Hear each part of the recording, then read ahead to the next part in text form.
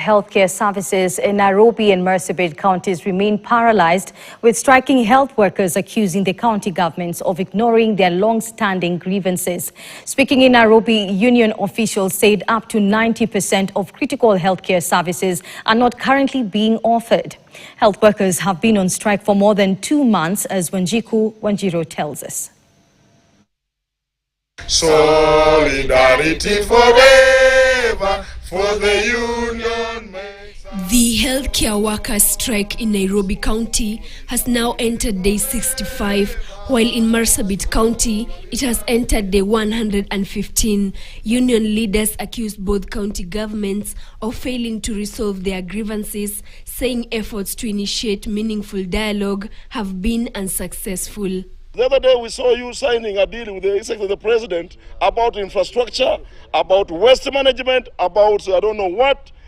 Imagine, is that a priority or the healthcare workforce the one which is priority?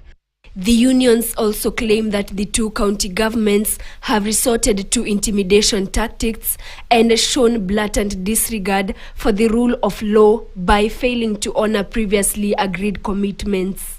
We are ready to come and sit so that we can have an implementation matrix, because as we start today, we are not ready to sign any other agreement because the previous ones have been disregarded.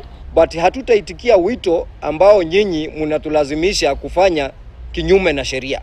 Among their grievances are delayed staff promotions, lack of comprehensive medical cover, and the failure to implement return to work agreements signed earlier. Wahenga walisema kwamba palipo na fahali wawili wakimenyana, nyasi ndio huumia. Hapa nyasi ambayo inaumia katika jiji la Nairobi ni yule mwananchi mwenye anaishi Korokocho. Our mothers are delivering at home. And yet we have a governor who has become unreachable.